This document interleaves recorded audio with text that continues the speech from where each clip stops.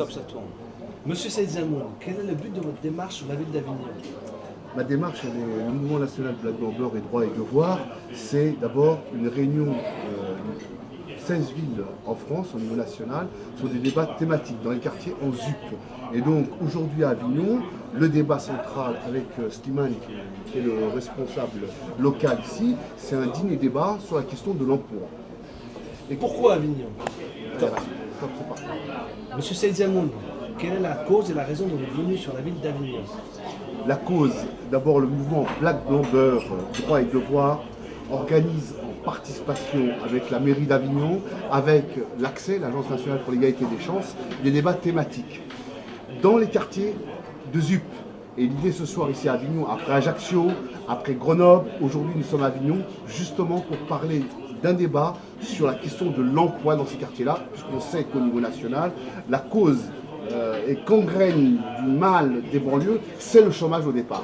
Donc ce soir, nous allons débattre avec des chefs d'entreprise, avec des gens qui sont RMistes, des gens qui sont au chômage, voir comment on peut effectivement déséquilibrer ce qu'on appelle le chômage pour essayer la création d'emplois. Comme vous savez, il y a beaucoup de propositions d'emploi, mais la formation, elle n'est pas adaptée à ces jeunes des quartiers populaires.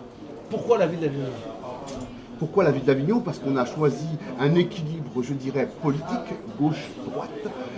Notre mouvement ne se prononce pas ni aux législatives ni aux présidentielles. Nous faisons ces réunions dans le cadre de l'accès, avec la participation de l'accès, et de faire un rapport à la suite de ces 20 villes de France pour ressortir à la présidente de l'accès et au pouvoir public la réalité de ce qu'on leur raconte par les technocrates, par les services sociaux, une réalité concrète, directe du terrain. Merci, monsieur Zamoun. Top.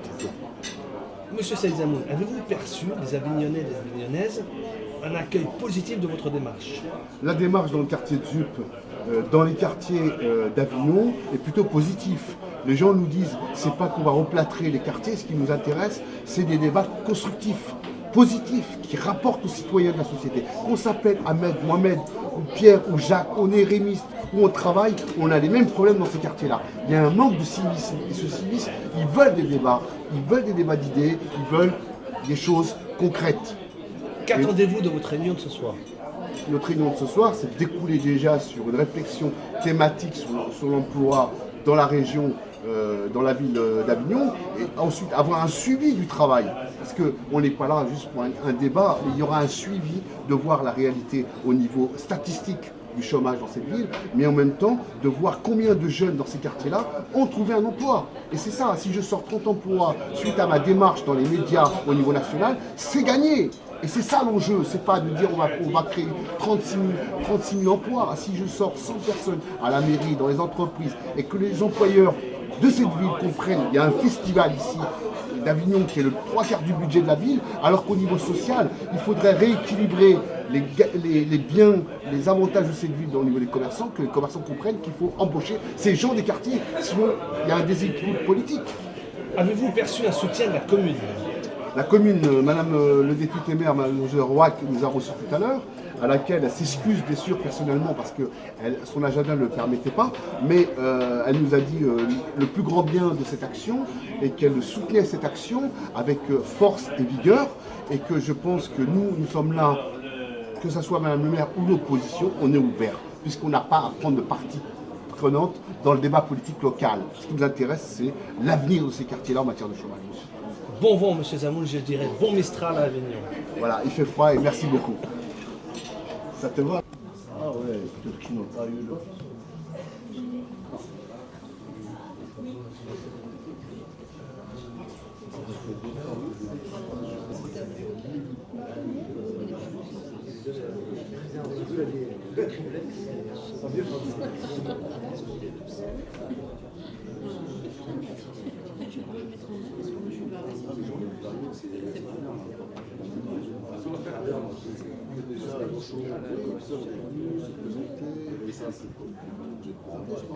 Oui, bon, on s'est présenté. Oui, j'ai vu.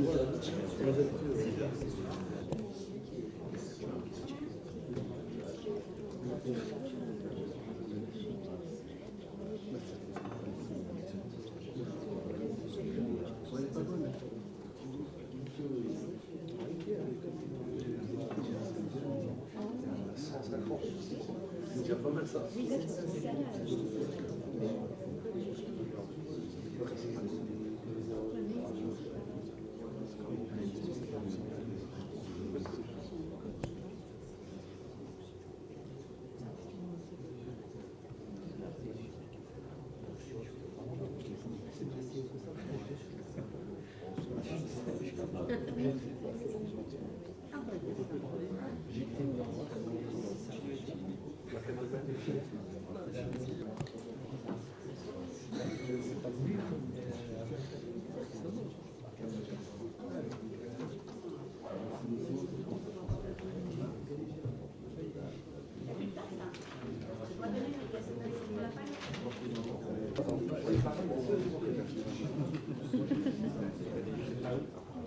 Il faut mettre un filtre après, pour que ce soit Photoshopé. comme cool. Angelina. Super.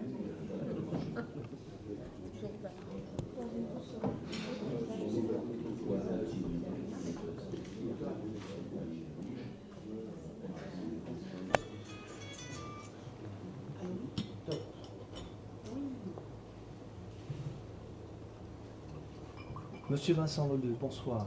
Adjoint au maire, délégué au quartier Saint-Chamond. Quel est le but de votre visite dans le cadre de cette réunion? Écoutez, je suis invité ce soir donc, par l'association Blanc Black Beurre à votre invitation pour parler, je crois, donc, dans la problématique de l'emploi dans les quartiers de zones prioritaires. Qu'attendez-vous de cette soirée? Eh bien écoutez, elle va aller dans le prolongement déjà d'une première réunion qu'on a fait le mois dernier et qui effectivement était pour cible l'emploi essentiellement. Je pense qu'au travers de toutes les personnes qui sont invitées ce soir et que je connais, dans certains je connais, puisqu'ils font partie du quartier donc, dont j'ai la responsabilité, on va essayer de trouver des solutions aux problèmes qui se posent, tout en sachant la problématique donc, de l'emploi dans les quartiers prioritaires est difficile. Et on va œuvrer pour faire en sorte de trouver des solutions donc, qui vont se présenter à nous. L'emploi est-elle une priorité pour vous dans ces quartiers? Priorité obligatoirement. L'emploi, le logement, la santé, l'insécurité, mais je crois qu'effectivement l'emploi c'est la priorité numéro 1. Monsieur Vincent Leleu, merci. Pardon, on Quelle reprend. est la- Attends, pardon, on reprend. Top. C'est bon. Monsieur Nasser Boukhelifa, quelle est la raison de votre présence à cette réunion? Mais je dirais, j'y suis invité et j'ai répondu avec plaisir. Parce qu'une de nos difficultés dans nos métiers, nous qui sommes pour l'emploi, on parle souvent de nous dans les médias, les gens nous connaissent parce qu'on a besoin de nous pour délivrer des allocations, mais aussi pour essayer de faire de la mise en relation entre des entreprises qui s'installent. Et ça, on compte beaucoup aussi sur l'environnement économique pour que des entreprises viennent, parce que sans entreprises, il est difficile de donner des solutions. Et évidemment, ce qui compte aussi, c'est d'avoir des occasions comme ça pour expliquer comment on fonctionne, pour mieux nous utiliser. Comme vous le comprenez, moi j'ai une sensibilité particulière pour faire découvrir les services que nous avons aux gens justement qui n'ont pas de réseau. Parce qu'on n'est pas le fils de Pierre, Paul ou Jacques.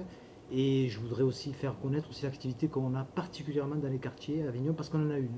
Alors j'aurai l'occasion d'en parler, avec l'équipe emploi insertion par exemple, j'ai un de mes conseillers que je mets à 100% de son temps dans les quartiers, il s'appelle Mafoud Galizera, peut-être quelques-uns d'entre vous le connaissent. Sachez bien que c'est un agent Pôle emploi, c'est-à-dire c'est pas quelqu'un qui est payé par une association, etc. C'est un de mes conseillers, et croyez-moi, chaque année je me bats pour garder ce dispositif parce qu'on me dit, vous manquez de moyens internes, comme les portefeuilles sont très importants de demandeurs d'emploi, et pourtant chaque année vous dites, mais moi je veux le garder dans le quartier. Et je crois que c'est une bonne chose et je vais essayer d'expliquer pourquoi. Et il ne faut pas hésiter de poser des questions, même si c'est des questions embarrassantes, parce qu'on est là pour expliquer notre métier. Avez-vous des demandes et des réclamations particulières par rapport à la ville d'Avignon? Oui, bien sûr. On a des réclamations et des demandes particulières dans toutes les villes. Moi, je disais à M. Leleu que mon précédent poste était en Auvergne. Ça n'a rien à voir avec Avignon. Je suis moi-même gardois. Les problématiques d'Avignon, c'est que, malgré l'image d'Épinal qu'on a avec le festival, etc., il faut savoir qu'un habitant sur deux habite dans les quartiers, ce qu'on appelle les quartiers populaires de la ville, les quartiers politiques de la ville.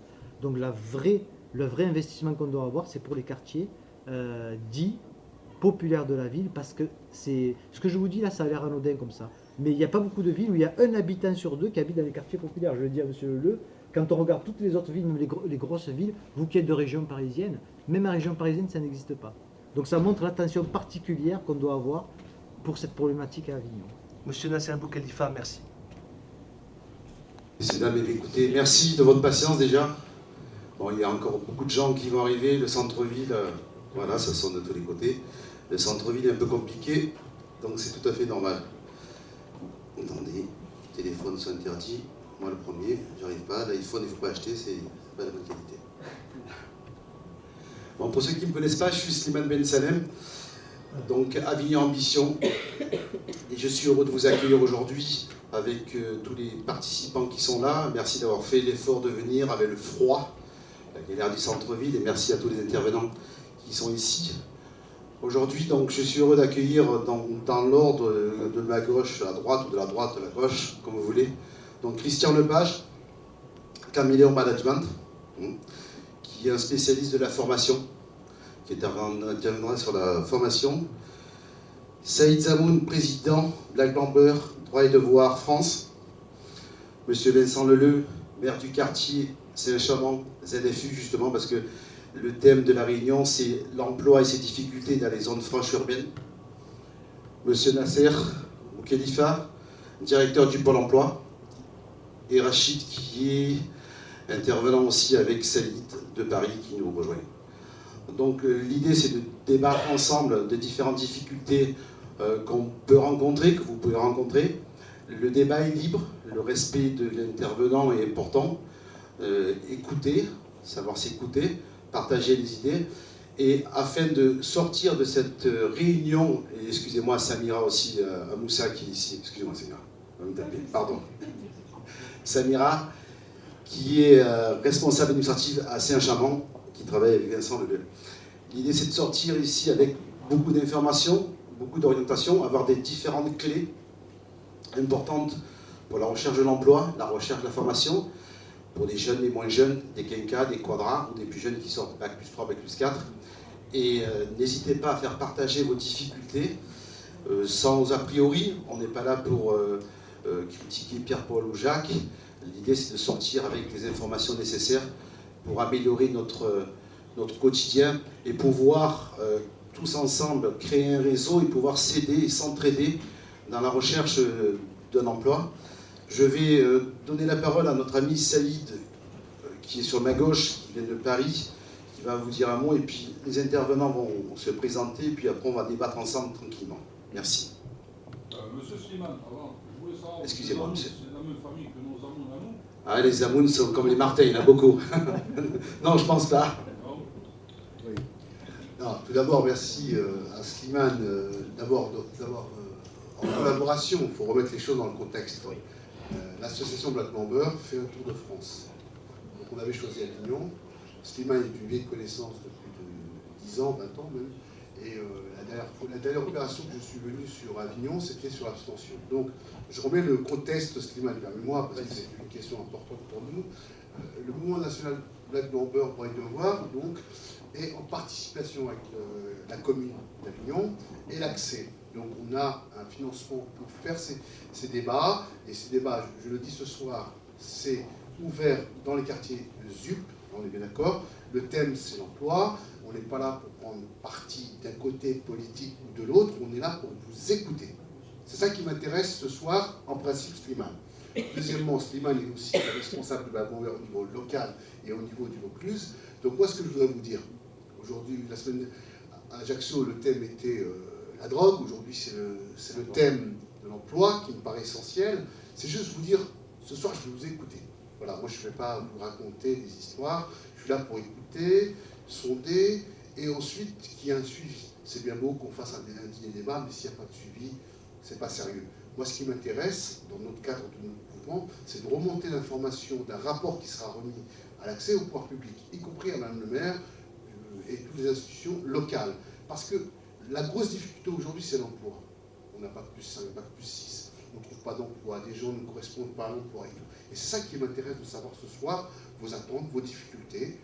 des expériences personnelles. N'hésitez pas, vous avez la parole. Ce soir, c'est vous qui êtes à l'honneur, c'est pas moi, c'est pas les intervenants. Nous, on vous donne des pistes. La thématique, c'est l'emploi, c'est comment les galères que vous avez vécues en tant que d'origine maghrébine, française, RMI, chômeur. Voilà, c'est simple, clair et précis. Voilà, monsieur, dame. Donc maintenant, je vais passer la parole à Slimane. Merci Saïd. Donc je vais passer donc justement la parole à monsieur Leleu qui va se présenter en tant que maire de Saint-Chamond et ZFU et qui va nous parler aussi en 2 mots et puis on en débattra par la suite de son rôle et puis de son travail qui a été fait dans une partie de la zone franche. Bien, bonsoir à toutes et bonsoir à tous. Donc, on se connaît déjà plus ou moins les uns et les autres. Donc pour parler de notre quartier, donc, puisque c'est de lui dont ce soir dont il s'agit, je rappelle qu'on est à la fois en zone urbaine sensible, on est aussi en zone en ZUP, et on est aussi en ZFU. Alors je sais, Slimane, tu as soulevé le point de la ZFU tout à l'heure. Nous, il nous intéresse au plus grand chef avec Samira, puisque donc, je rappelle qu'environ 50 entreprises se sont implantées dans notre quartier. Ça représente environ une migration de 185 salariés.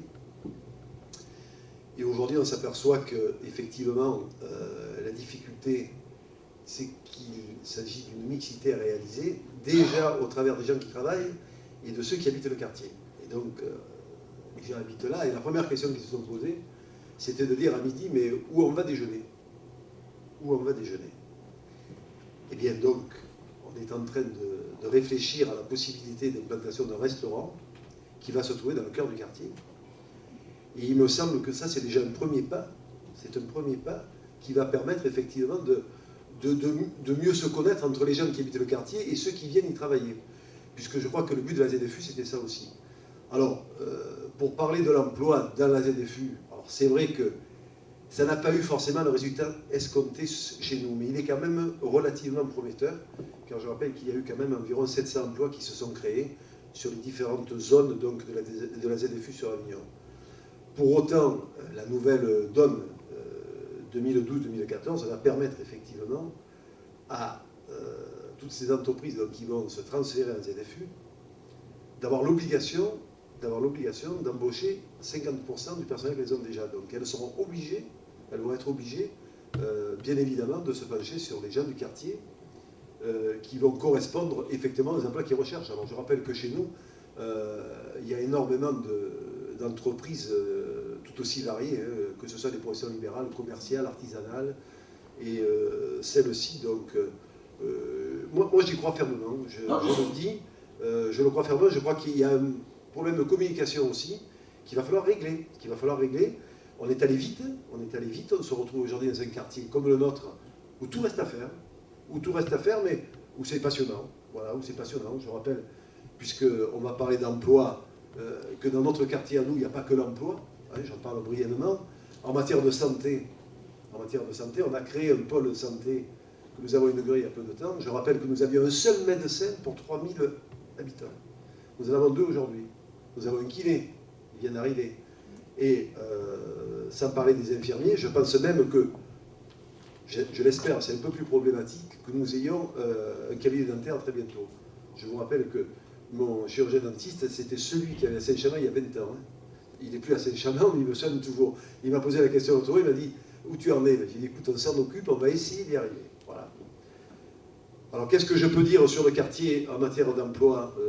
Je laisse à M. Bouquet en parler. 43% de la population du quartier, c'est au moins de 25 ans. 43% de la population de Saint-Chamond a moins de 25 ans. Ça veut tout dire, donc. On s'aperçoit de tous les jours, lorsqu'on reçoit que les personnes qui viennent nous demander donc, de l'emploi, souvent, ce sont plus souvent des jeunes femmes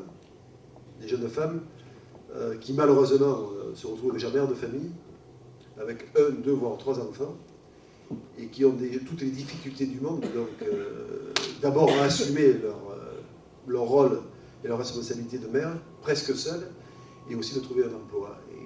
Et ça, c'est un peu ce qui nous traverse le cœur toutes les semaines, parce que quand elles sont parties de chez nous, donc nous on fait notre possible, puisque je rappelle qu'on a une antenne Pôle emploi qui vient tous les 15 jours à la mairie de Saint-Chamond, mais j'avoue qu'à ce niveau-là, ne serait-ce que pour ces personnes-là, c'est un souci majeur. Et je conserve malgré tout l'espoir, bien que vous l'ayez dit tout à l'heure, qu'on ait des bacs plus 4 ou 5, qui effectivement, même dans des quartiers difficiles, ne trouvent pas d'emploi.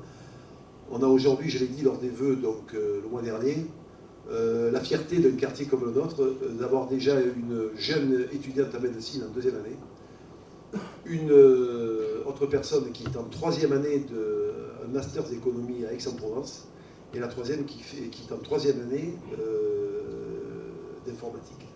Donc, ce qui revient à dire que finalement il n'y a pas de fatalité. Moi je crois fermement que lorsque déjà aussi on a un encadrement familial qui le permet, parce qu'il faut en parler de ça aussi, mais on le voit, il y a une telle dérive aujourd'hui de ceux qui ont 20 ou 25 ans, je ne dis pas tout le monde, mais souvent, qui se retrouvent livrés à eux-mêmes, où les parents malheureusement ne sont plus ensemble, où la mère a la difficulté effectivement d'inculquer la bonne marche aux enfants.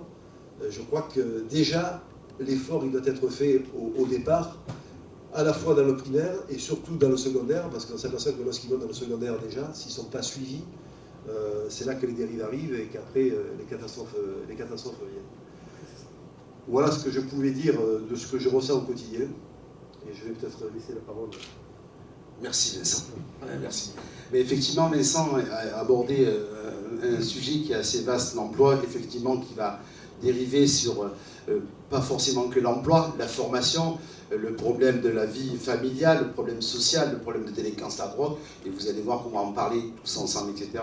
Et avant de passer la parole à Nasser, qui est le directeur pour l'emploi et qui va vous expliquer aujourd'hui, du moins vous orienter dans le mode de recrutement du Pôle emploi, qui est un sujet d'actualité cette année, qui est tout nouveau et qui se démultiplie en France, on en parle à l'échelon national. Je voudrais d'abord vous présenter Christian Lepage tout à l'heure, qui est spécialiste de la formation, parce qu'il est très important de savoir une chose, c'est que un boulot est un boulot, l'emploi c'est l'emploi, mais la formation est primordiale. Parce qu'effectivement, aujourd'hui, on se rend compte qu'il y a 500 000 emplois qui sont non pourvus en France. Pourquoi? Parce qu'on n'a pas les gens en face. Mécaniquement, Nasser, on peut en parler un peu plus dans les détails tout à l'heure, on a une demande et on n'a pas d'offre, ou l'inverse, etc.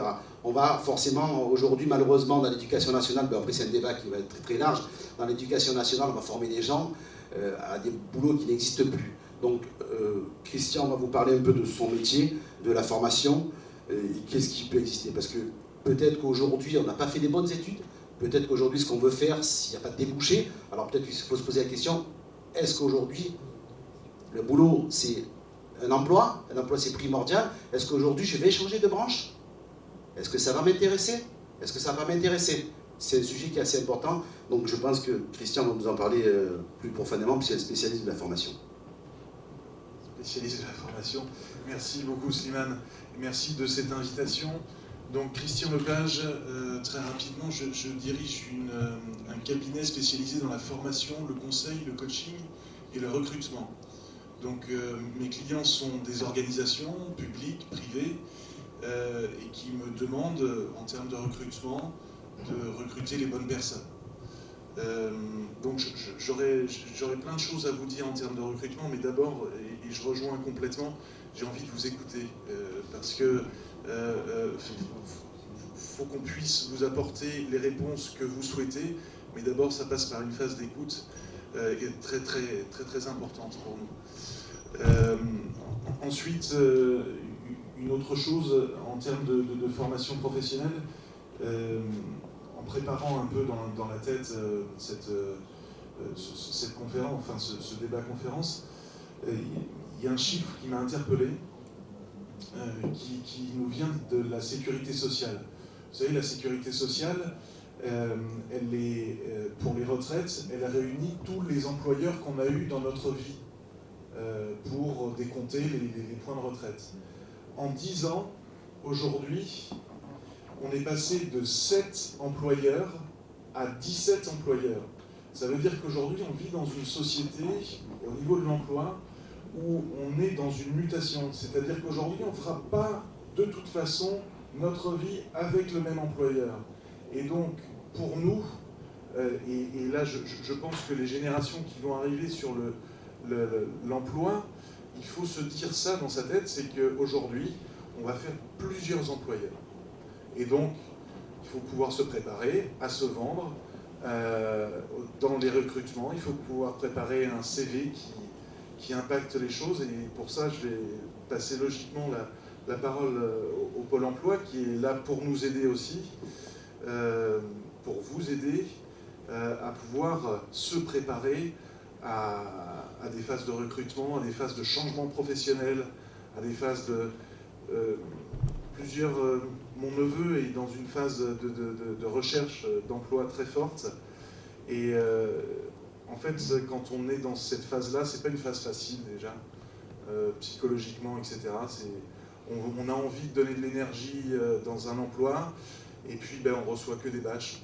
On envoie plein de CV, 200 CV, et pour ceux qui daignent nous répondre, c'est bien souvent des refus. Et ce que je lui disais, c'est qu'on est au centre de choix, et les choix, il faut les faire en connaissance de cause. Je choisis de rester sur Avignon. Bon, alors maintenant, sur Avignon, si je choisis ça, si c'est ma priorité, voilà ce que j'ai. Parce que le poste idéal et la rémunération idéale, elle n'existe pas. Enfin, elle existe. Il faut s'en donner les moyens. Merci, Christian. Nasser. Je ne vais pas prendre trop de temps parce que moi, ce qui m'intéresse, il y a des choses très intéressantes qui ont été dites et je me rappelle avoir participé à ce genre d'échange. Allez, 5 ans en arrière, ce discours-là, jamais les professionnels autour de moi le tenaient. Il y a une évolution qui est partagée, souvent pour l'emploi, et on l'assume. Et c'est pour ça que je vous dis, il n'y a pas de question tabou tout à l'heure. Hein. Ce qui m'intéresse, c'est vos parcours. C'est pas, Samira me disait tout à l'heure, essayer de donner mon parcours, c'est pas le mien qui est intéressant. Moi, aujourd'hui, je suis ici, j'ai une équipe de 30 personnes dans mon agence, 90 sur le Grand Bassin d'Avignon. Pour certains d'entre vous, vous connaissez Mahfoud Galizera. C'est un agent qui est Pôle emploi et que je mets à disposition d'une politique dans les quartiers. Alors que chaque année, ça me coûte, et je vous expliquerai pourquoi, parce que vous savez que malheureusement, on est dans un contexte de crise économique. Il y a eu des inscriptions qui ont explosé. Les agents Pôle emploi doivent à la fois calculer des droits, lorsque les personnes ouvrent des droits, mais aussi accompagner dans la recherche d'emploi. Et on me dit, mais pourquoi ne pas garder des moyens internes et continuer à faire une action au sein des quartiers? Mais j'assume. J'ai écouté ce qui a été dit tout à l'heure. Je sais que c'est bien identifié. Grâce à ça, on a quelqu'un qui va, M. Lelu l'a dit tout à l'heure, c'est grâce à cette intervention-là qu'au sein des quartiers, on peut amener quelqu'un, une expertise pour l'emploi. Alors j'en reviens à ce qui a été dit tout à l'heure, et j'ai bien aimé aussi la réflexion sur « je suis à Avignon, je veux rester à Avignon ». Alors nous, il y a un terme que j'utilise beaucoup, c'est soit on a une mobilité géographique, en effet, c'est vrai qu'il est peut-être plus facile, alors on est entouré de Parisiens autour de nous, le taux d'emploi est beaucoup plus important en région parisienne, on le sait. Donc ça s'appelle la mobilité géographique. Moi je suis gardois, je suis parti travailler en Auvergne, on en parlait tout à l'heure, je fais le trajet tous les jours avec 1h30 pour venir travailler à Avignon, c'est mon problème. Par contre, je comprends qu'on puisse vouloir rester dans la ville où on habite et où on veut travailler. Dans ce cas-là, il faut faire preuve de mobilité professionnelle. C'est ce que vous avez dit parfaitement. Et ça passe par des bons choix, on en parlera. Je rejoins un peu l'analyse de l'éducation nationale. Malheureusement, c'est une grosse machine d'éducation nationale qui bouge pas assez vite. Alors j'en parle à l'aise. Hein. J'ai été professeur pendant des années, j'ai enseigné en BTS, action commerciale, force de vente, gestion. Donc on peut en parler très librement de ça. Mais bon, ça c'est un fait. Et ce qui a été dit aussi, c'est qu'aujourd'hui on peut se former toute sa vie. Et il y a beaucoup d'évolutions à ce niveau-là. Il faut que vous sachiez que lorsque vous venez voir Pôle emploi, que vous avez un conseil qui valide un projet de formation, malheureusement, je le dis, il n'y a que 10% des budgets formation qui sont à la main de Pôle emploi. Vous savez, il y a le conseil régional qui finance la formation. Ensuite, il y a Pôle emploi, mais il y a beaucoup de formations qui vont au niveau des salariés. Alors, moi, je suis venu dans cette réunion parce qu'elle est apolitique, qu'on soit clair. Voilà. Apolitique. Donc, je ne dis pas quelqu'un peut avoir des propositions intéressantes ou pas. En tout cas, moi, je suis pour le camp des personnes qui ont besoin de formation. C'est-à-dire les personnes qui, à un moment donné, n'ont peut-être pas fait les bonnes études, ou alors, on a tous eu des choix à faire, ou des étapes dans la vie où on n'a pas fait les études qu'on voulait, ou on n'en a pas fait du tout. À un moment donné, il faut pouvoir donner la chance à ceux qui veulent se réinvestir dans les études pour aller sur le bon métier, de financer. Mais on ne demande pas mieux, c'est-à-dire que de passer de 10% à 50% des fonds de formation, mais Pôle emploi les mettrait à disposition des demandeurs d'emploi, des chercheurs d'emploi, le terme, on en discutait tout à l'heure, il m'importe, hein, c'est vrai qu'on a du jargon un peu professionnel, on parle de demandeurs d'emploi, mais l'argent, il doit aller à ceux qui en ont besoin. Et aujourd'hui, il faut savoir que ce n'est pas le cas. C'est pour ça qu'on est limité. Alors qu'est-ce qu'on fait? Je vais vous dire ce qu'on fait. On fait une analyse du marché du travail, ce qui a été dit. On se dit, prenons le bassin d'Avignon. On se dit, on a besoin de serveurs en restauration. On se dit, on a besoin de personnes qui vont travailler dans l'industrie agroalimentaire. On se dit, on a besoin de vendeurs. Et à partir de là, on finance, mais il n'y a pas beaucoup de place.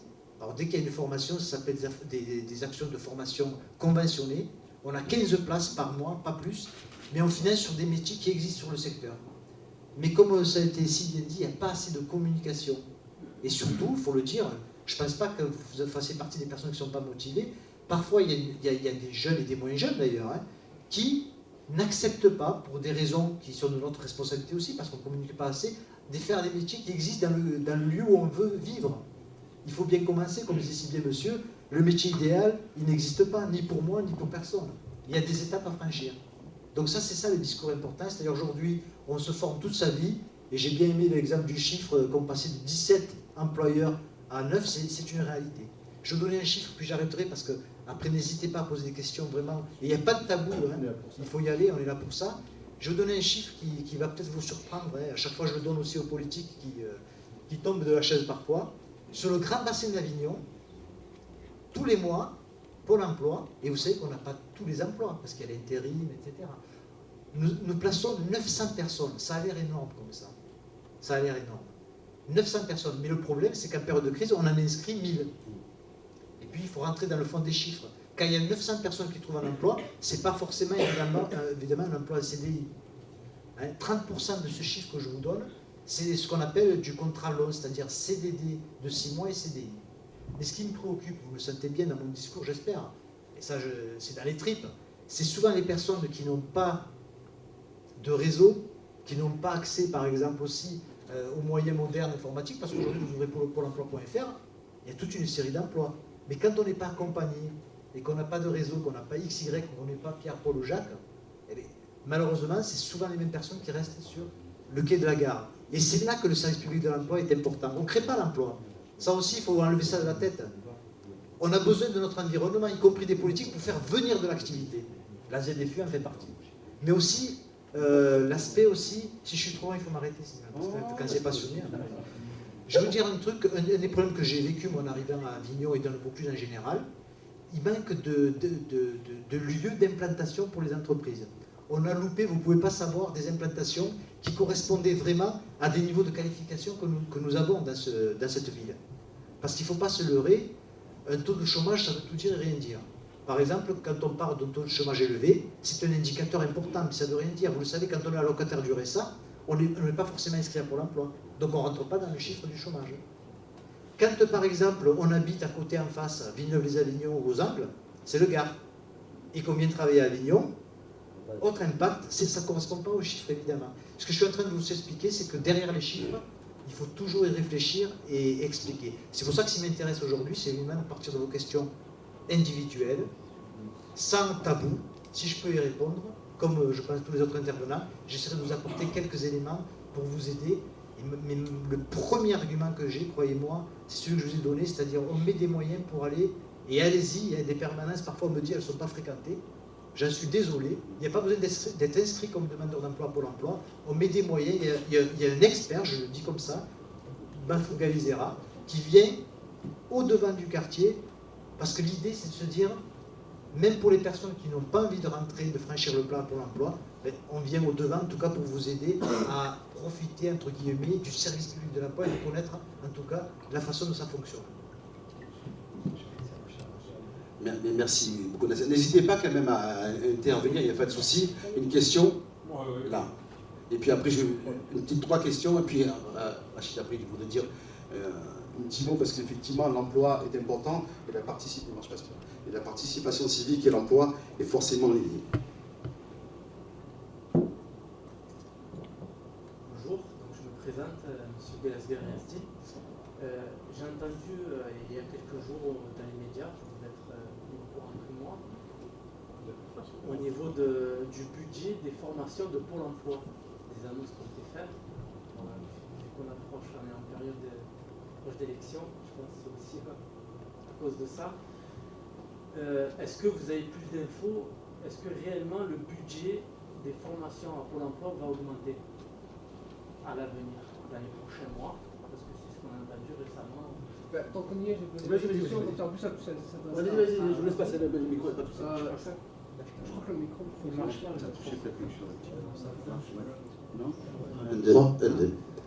Ok, on va s'approcher. Ma question concerne en fait un point que vous avez soulevé. Je crois que vous avez mentionné un type de contrat ou en tout cas une formation aidée par Pôle emploi.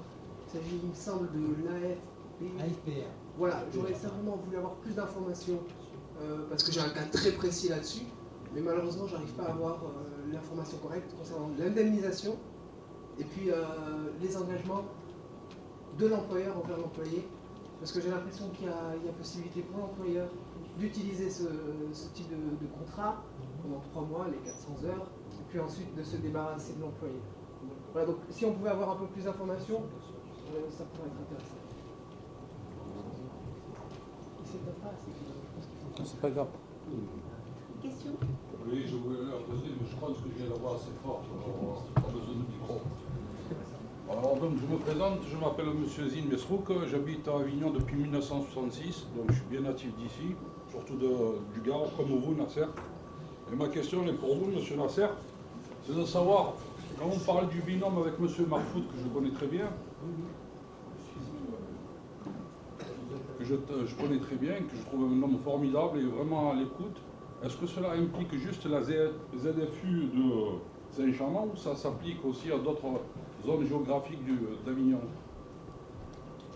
Et si c'est le cas positif, est-ce qu'il serait éventuellement, est-ce qu'on pourrait projeter un jour la venue de M. Marfoud dans le quartier où j'habite, qui est une ancienne commune, Montfavet pour ne pas la nommer? Voilà, ma question est là.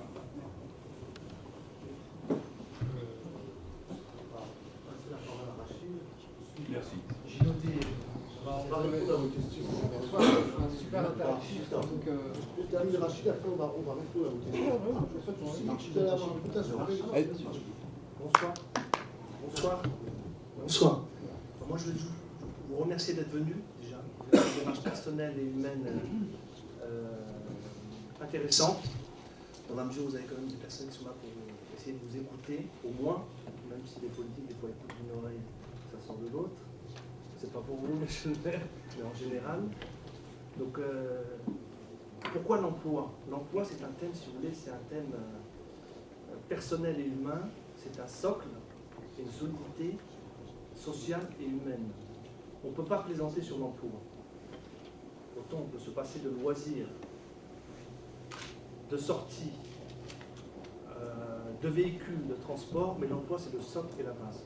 Donc c'est un sujet qui nous tient à cœur, et c'est pour ça qu'on a réuni avec Saïd pour vous tous les partenaires et les interlocuteurs crédibles pour essayer de vous répondre et de vous orienter. Et j'espère que cette réunion ne sera pas un enfumage de plus. je veux savoir votre parcours, vous êtes en fait vous représentez quoi? Une association, un mouvement national, participation civique, qui s'occupe de l'intégration en général. Et de l'emploi en particulier, parce que c'est un sujet primordial pour nous. Et je vous remercie d'être venu. Merci à vous. Oui, on fait au fur et à mesure. Oui, j'ai noté. Alors, n'hésitez pas, et c'est informel, donc n'hésitez pas. C'est pas protocolaire, ouais, c'est pas protocolaire, c'est informel. Voilà. Non, mais c'est pour ça que j'ai noté, je vais répondre à 3 questions. Rapidement, mais après, s'il y a besoin de détails, n'hésitez pas. AFPR, Oui.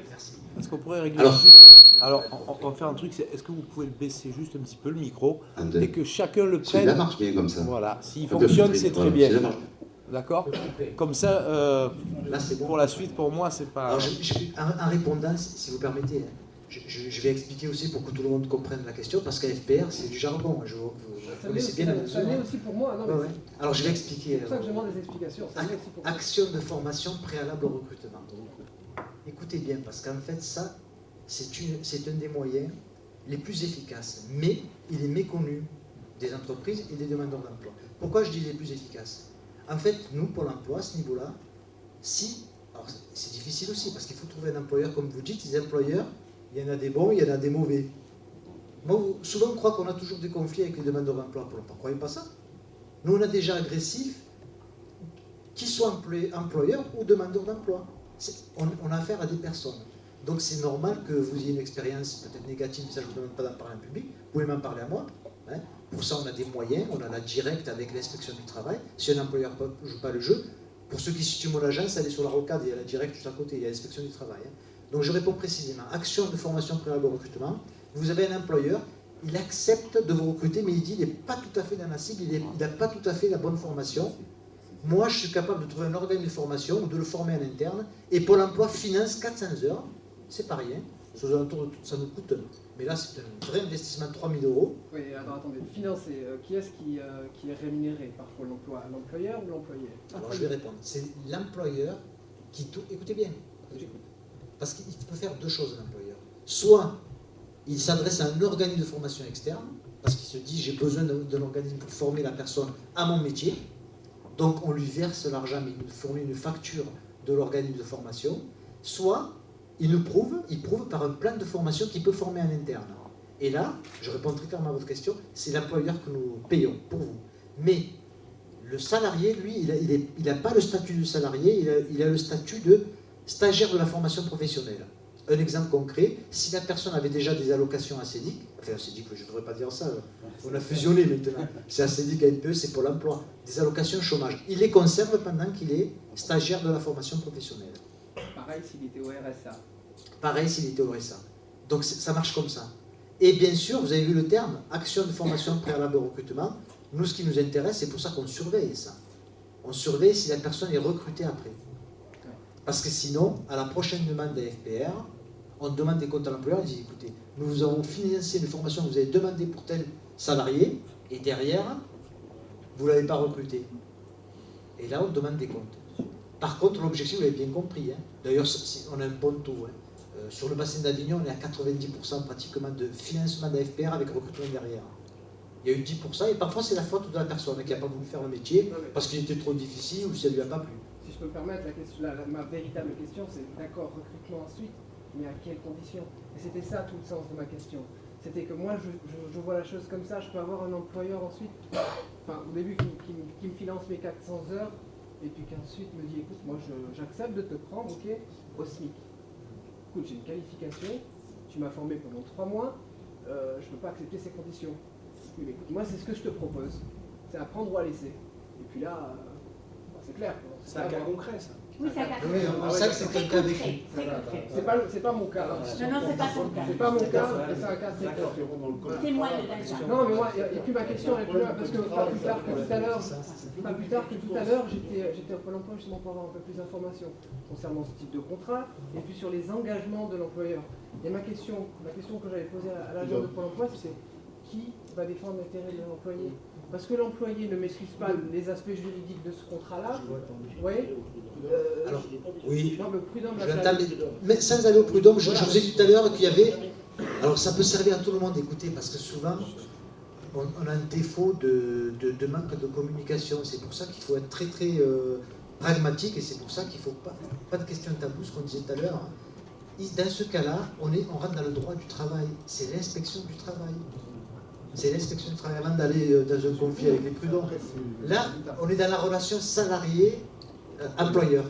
Et là, il y a une réglementation, il y a la loi. On rentre dans le domaine de l'inspection du travail. Et croyez-moi, pour les connaître, si vous faites un signalement, et s'il y a un dossier derrière, par contre, s'il n'y a pas de dossier derrière, s'il n'y a pas de signalement, il n'y a rien. Mes conseillers, mes propres conseillers, moi qui tous les jours accompagnent un portefeuille de demandeurs d'emploi, lorsqu'ils ont ce problème-là en face d'eux, ils font comme c'est le conseil que je vous donne, c'est ce qu'ils font. Ils alertent l'inspection du travail. C'est du domaine de l'inspection. Il y a juste Christian qui voudrait rajouter quelque chose. Non. On entend penser. On va arrêter les micros. Oui, mais au fond de la salle, est-ce que vous attendez au fond de la salle ou pas? Oui, approchez-vous, hein, parce que de toute façon,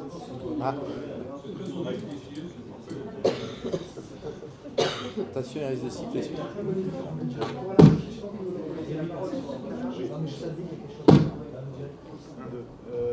Bon, tant pis pour les micros. Je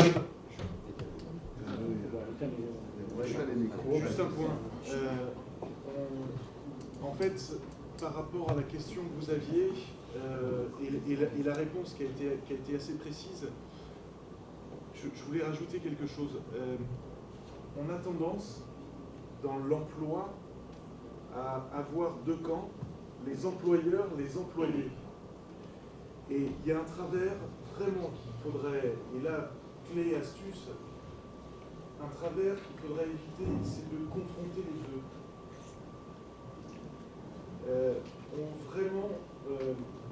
Pour avoir fait du recrutement, on a vis-à-vis de candidats, des candidats qui sont parfois agressifs dans le recrutement.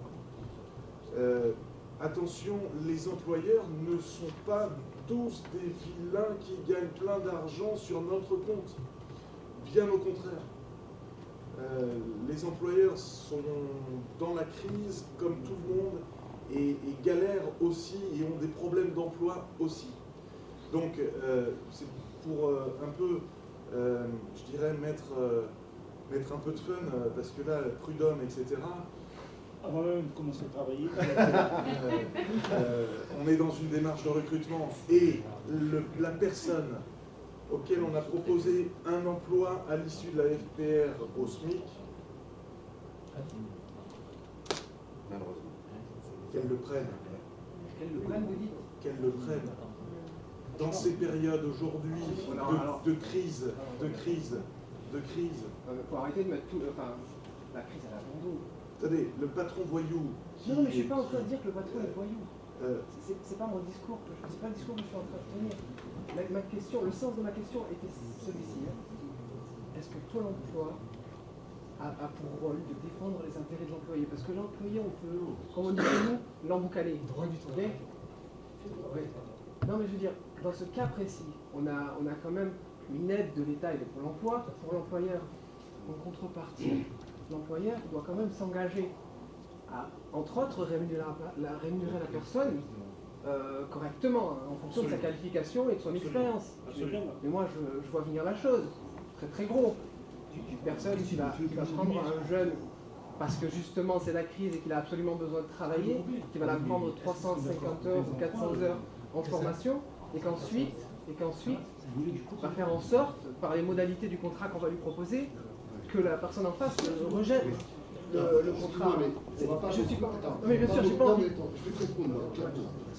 C'est un cas effectivement particulier. C'est vrai. Moi, ce que je te propose, pour être concret et être donc pragmatique, c'est que tu vois tout à l'heure, effectivement, sur ce dossier-là, et on va te donner des pistes et comment régler le problème. Ta question est intéressante. Bien sûr.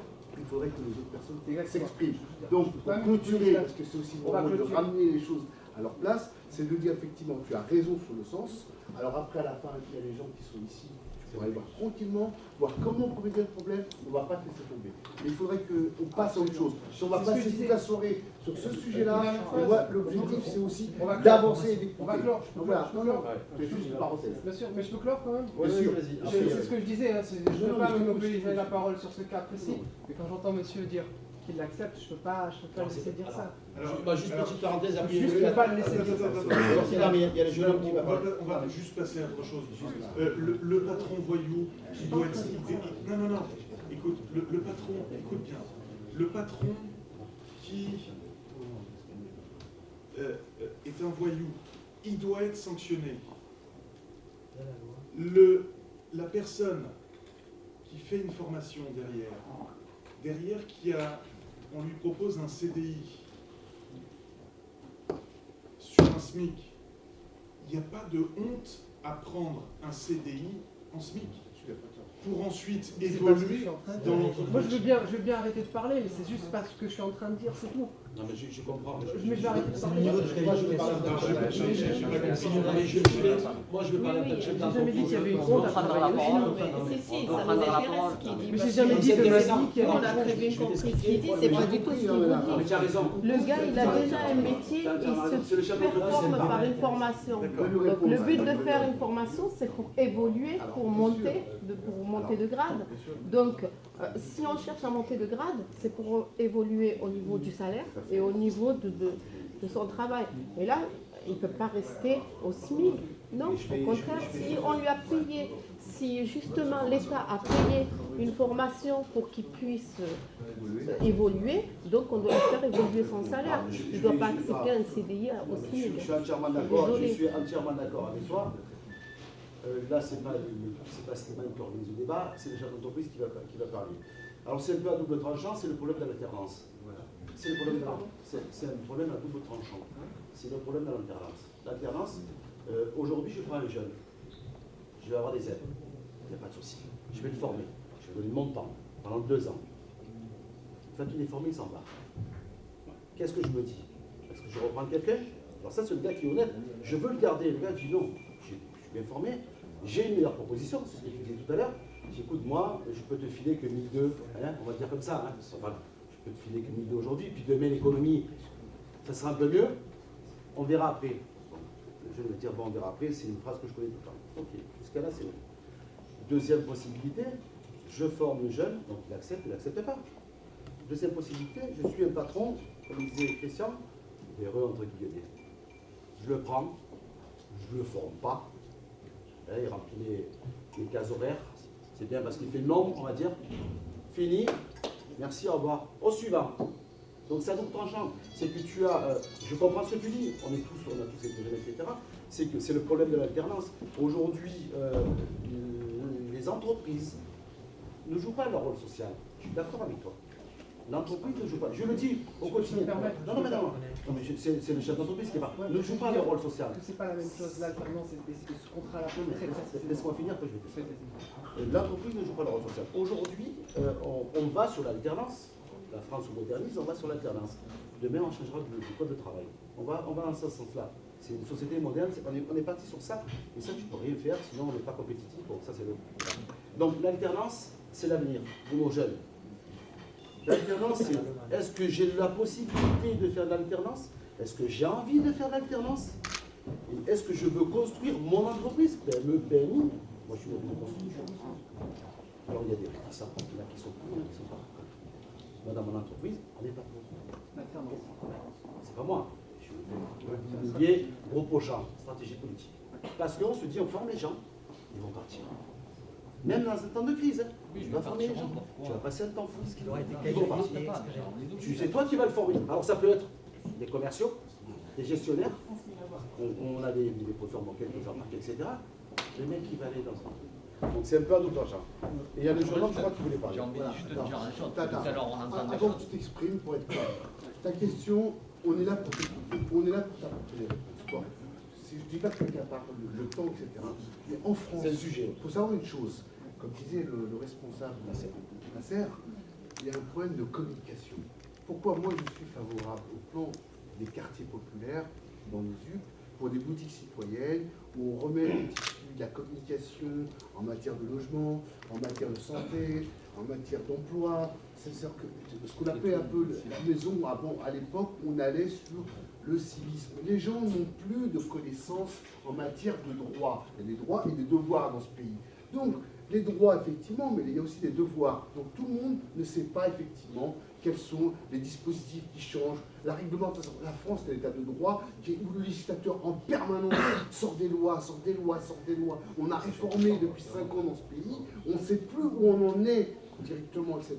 C'est pour ça qu'effectivement, il y a des projets, je dirais, au niveau emploi qui sont positifs, il y en a qui sont négatifs, comme tu parles tout à l'heure.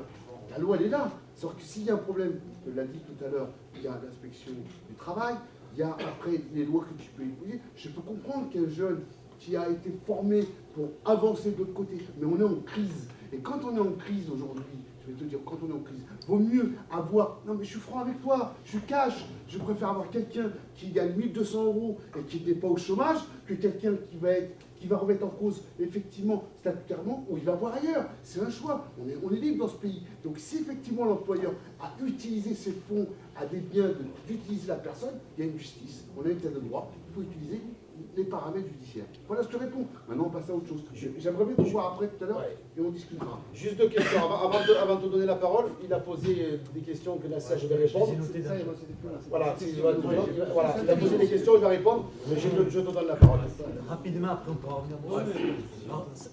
La question de monsieur le concernant, il y a, vous savez, un discours ambiant alors je ne vais pas utiliser des termes pompeux, mais il y a le temps politique et le temps opérationnel. On annonce qu'il y aura plus de formation. Oui, c'est une annonce. Mais le temps que ça se décline, ce que j'expliquais tout à l'heure, et monsieur qui est spécialiste de la formation ne me contredira pas, seulement 10% des budgets en France, c'est 30 milliards, hein, c'est ça? C'est des chiffres que je ne sais même pas ce que ça veut dire, c'est énorme. 10%, donc je crois que 10% de cet argent-là est mobilisé par Pôle emploi. Vous imaginez 10%? Ça veut dire que 90% va déjà... pas de politique, non, mais... C'est le mot juste, c'est des boîtes privées. Je ne sais pas où ça va. Dans la formation, il y a des... Parce que je ne savais pas, moi, que c'était que 10% pour l'emploi. Oui, bien sûr, c'est ce que je vous dis. C'est pour ça que là... Des boîtes privées. Alors, des boîtes privées, c'est... Des salariés. La méchante. Non, je ne suis pas méchant. Non. C'est lui. Je vais expliquer. C'est important qu'il puisse expliquer les 90%. C'est pas lui, c'est 90%. Alors, je vais dire un truc. Je veux demain former mes vendeurs à l'accueil. J'ai cotisé pour ça. Voilà, j'ai cotisé pour ça. En entreprise, je trouve que les vendeurs ne sont pas accueillants. Je vais démarcher une entreprise privée. Je vais, par exemple, Christian. On va se voir, je dis voilà, il me dit qu'est-ce que vous voulez? C'est quoi votre trame, c'est quoi le module, c'est quoi le scénario? Les termes techniques, c'est un peu ça. Moi, je veux que mes vendeurs, quand les gens rentrent, le sourire, le bonjour, etc. Je me présente le projet. On le rectifie, etc. Ce projet me va. Il me dit, voilà, monsieur, ça coûte tant. Ok. Et c'est ça. Donc les 10% sont là, et les 14% ne sont pas, là, les 90%. Mais ça n'est pas privé. Ça peut être ça, ça peut être, je peux former... tu formes tes salariés, tu as un budget de formation qui est des sous, c'est pour ça que c'est important qu'ils soient là. Mais quand je trompe pas, je ne dis pas que ça doit aller à Pôle emploi. Je dis déjà, si on passait à 25%, on pourrait mobiliser Ce qu'il faut dire au plan national, les vendeurs de formation qui font de l'argent et qui vendent du vent, là il faut que la législation soit ferme. Parce qu'aujourd'hui, qu'est-ce qui se passe? Il y a des millions de boîtes de formation qui ouvrent, formation Intel, formation ceci. Je ne parle pas de Pôle emploi. Et là, effectivement, il y a un réservoir à casser. Parce qu'il est... Attends, laisse-moi finir.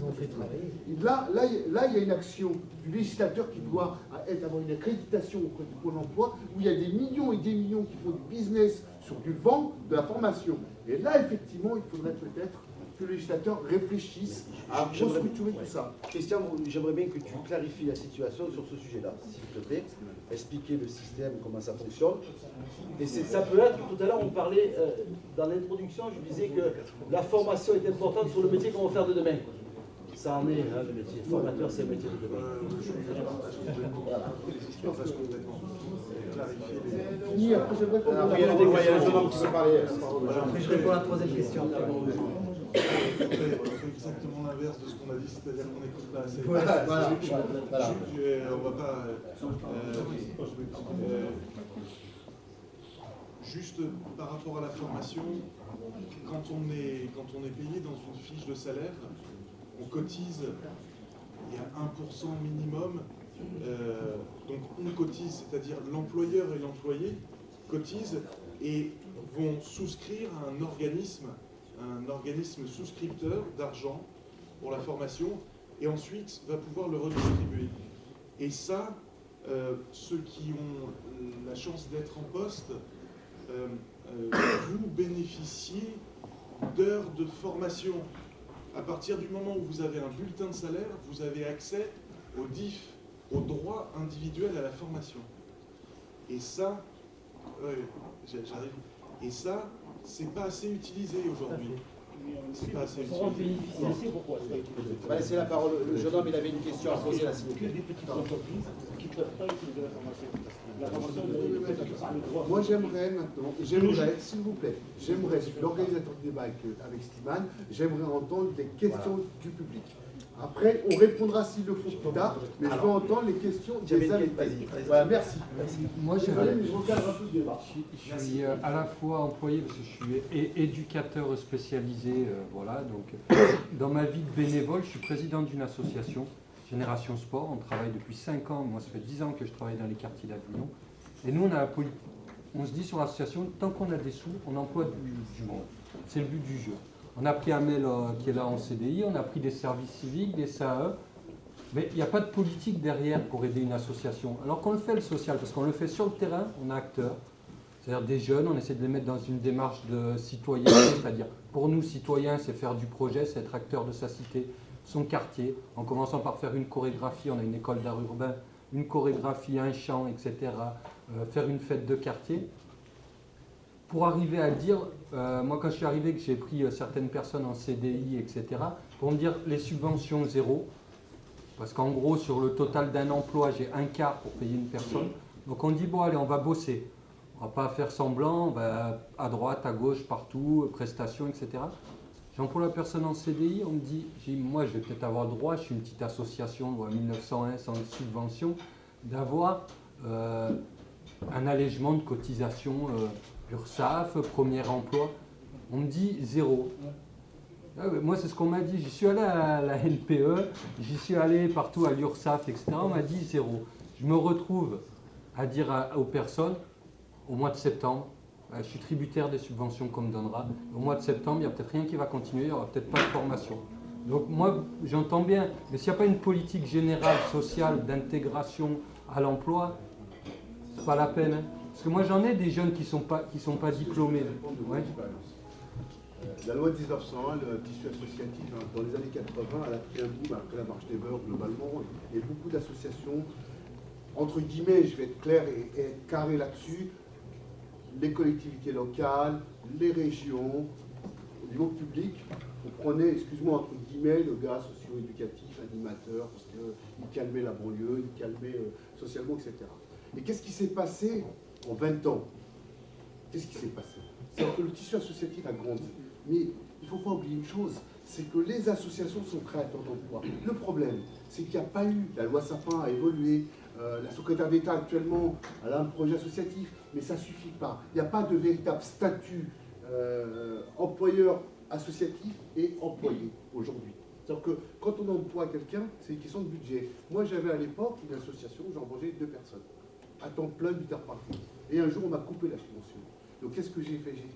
J'avais un choix à faire entre 2 personnes. J'ai réussi par mes relations, une carnet d'adresse que je disais tout à l'heure, à remplacer la personne dans la mairie. Et l'autre, elle est restée avec nous. Mais c'est vrai qu'il faut savoir monter les budgets. Et là, je pense que des gens comme Nasser ou les ou Slimane qui sont localement ici peuvent apporter. C'est pour ça que la boutique citoyenne, dans le quartier ou dans le centre-ville, elle répond à ces demandes. Il y a un manque de communication, il y a un manque de savoir-faire. Tu ne peux pas savoir aujourd'hui. La génération de nos parents qui savaient lire ni écrire se débrouillaient beaucoup mieux que nous aujourd'hui. On a étudié à l'école de la République. Je vais prendre un simple exemple. Excuse-moi, mais un étranger qui arrive d'Algérie en France réussit beaucoup mieux du jeune qui est né ici. C'est paradoxal, c'est une réalité. Pourquoi? Parce qu'il a son histoire. Pourquoi? Parce qu'il y a l'histoire des banlieues. Et le problème de l'intégration, c'est un faux problème. Le problème du beurre, c'est un faux problème. Nous sommes des Français, intégrés comme toutes les religions de ce pays. On peut être breton et français, on peut être auvergnat et français. Je ne peux absolument pas parler de ça sur ma question. Non, ma question, elle est simple. Non, mais je finis parce que là, vous déviez sur un truc qui n'est pas du tout le problème. Là, on me dit, tu ne sais pas faire. Moi, je suis formé. On ne va pas me dire que je ne sais pas faire. Je suis formé, j'ai fait des études. Maintenant, mes études, c'est soit je me dis, je la garde pour moi, mon étude, je suis président, je garde mon petit truc pour moi, avec mon budget, puis je vais m'acheter un beau truc.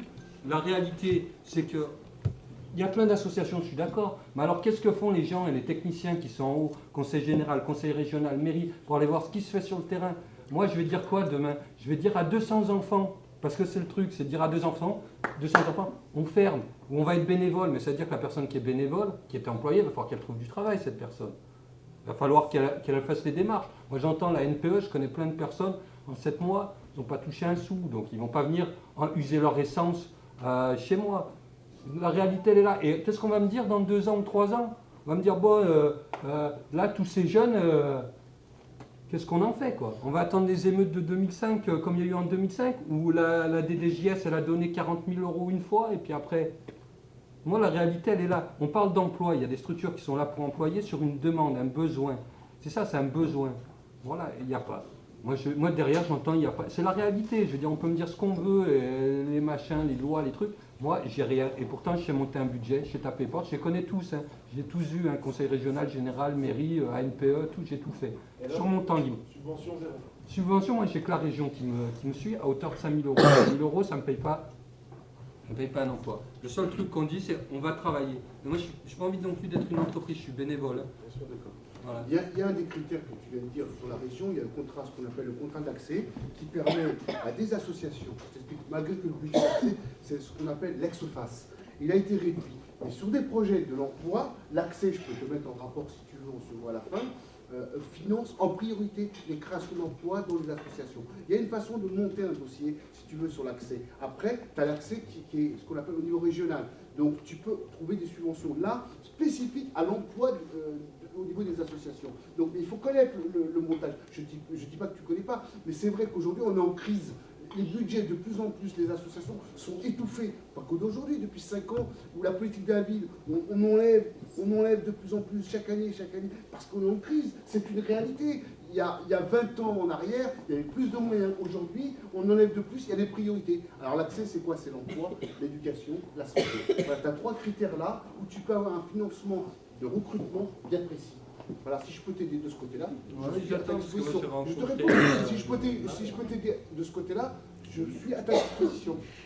C'est pour ça justement, juste la petite parenthèse, je te sais, c'est pour ça qu'on a fait, c'est pour ça qu'on a fait stream, on a fait la réunion pour ça justement, et on a fait passer une feuille pour les gens qui voulaient laisser leur...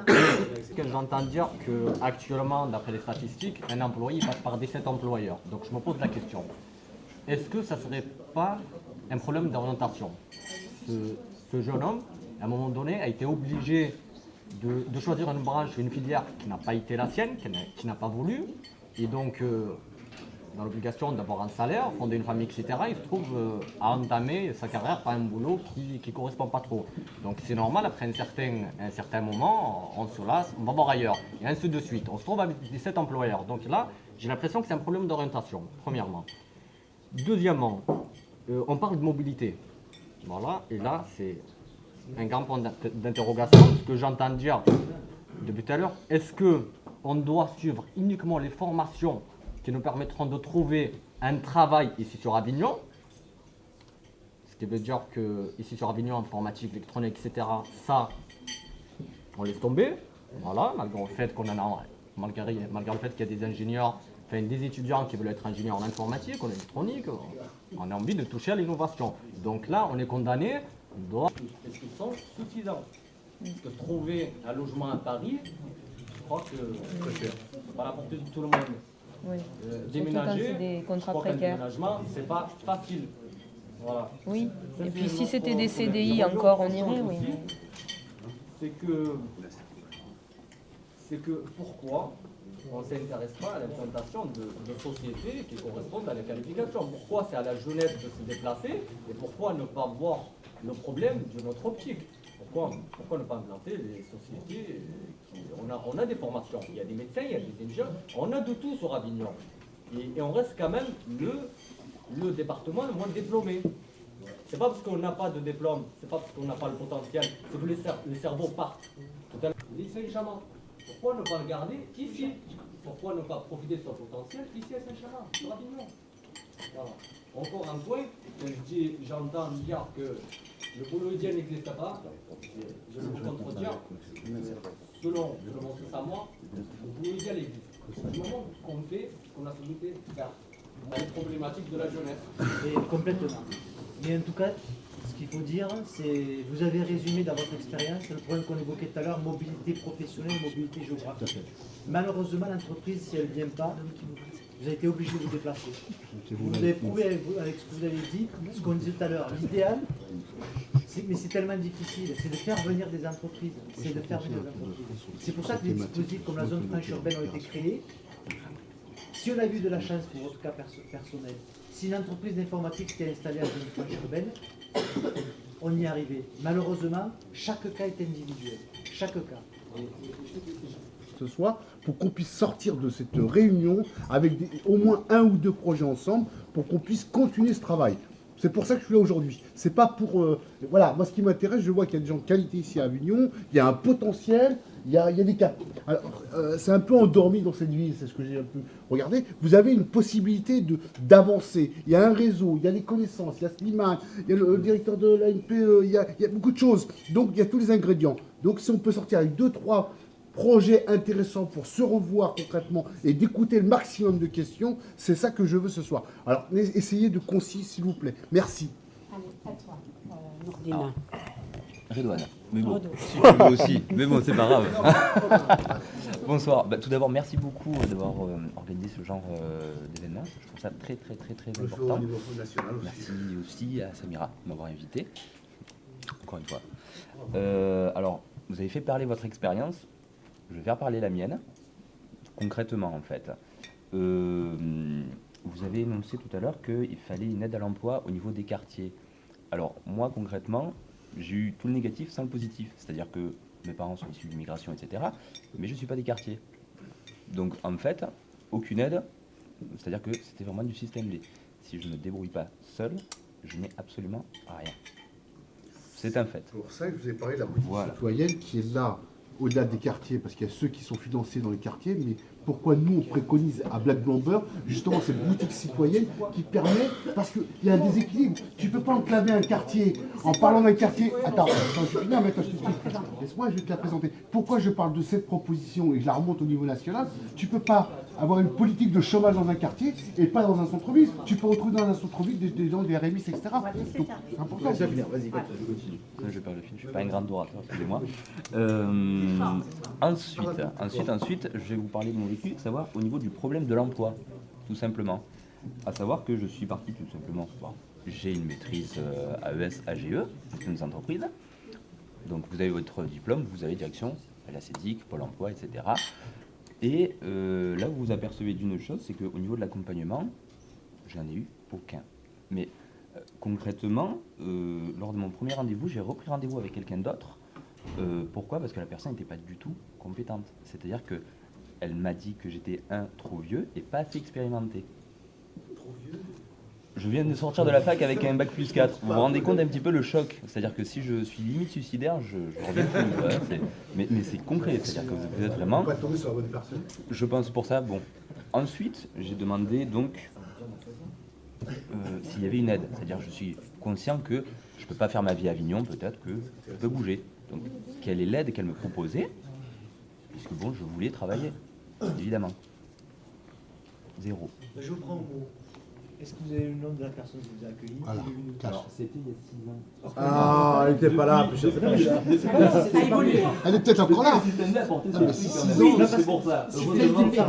Non, mais ça a raison. Non, attends. Il y a tellement de...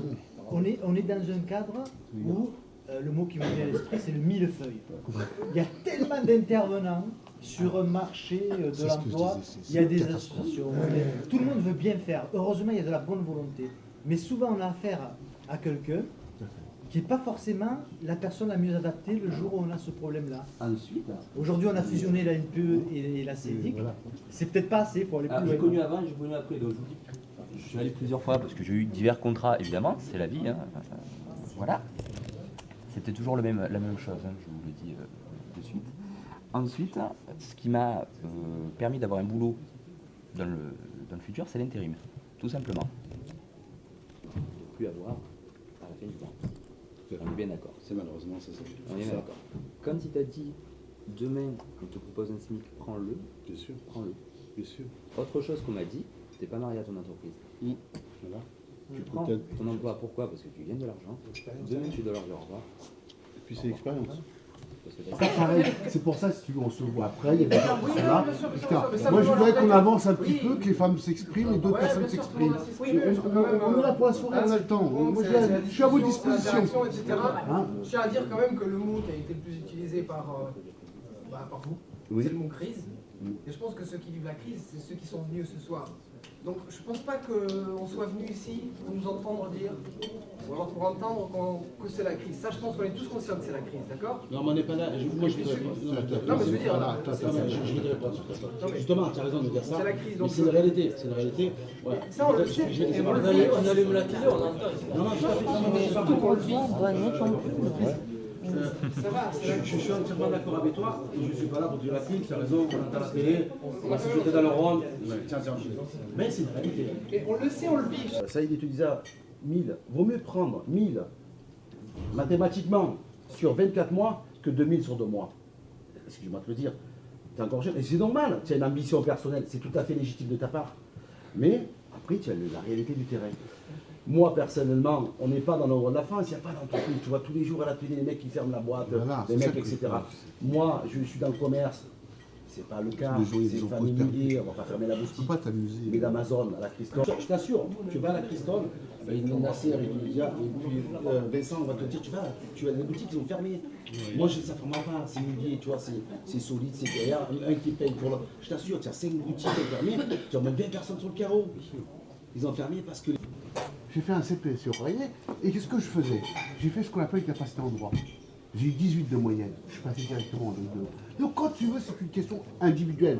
La réussite de l'emploi, dans les quartiers ou en dehors des quartiers, elle est personnelle, elle est personnalisée. Mais quand tu n'acceptes pas, dans une période de crise, de dire moi, je ne travaille pas pour 1200, ça je ne peux pas l'entendre. Parce que tu as des gens qui sont sur le carreau, qui n'ont rien, vaut mieux gagner 1200 et avoir une expérience pour avancer. Non mais je te réponds, parce que c'est le discours basique, c'est le discours basique dans les quartiers. Je ne parle pas pour toi, c'est le discours national où les jeunes ils se disent ah moi je ne travaille pas pour 1200. Aujourd'hui on n'est plus dans cet état-là. Messieurs, vous êtes quand même, s'il vous plaît, juste je peux vous parler aussi de mon parcours, d'accord? Moi aussi, je suis issu d'un quartier et j'ai accepté des boulots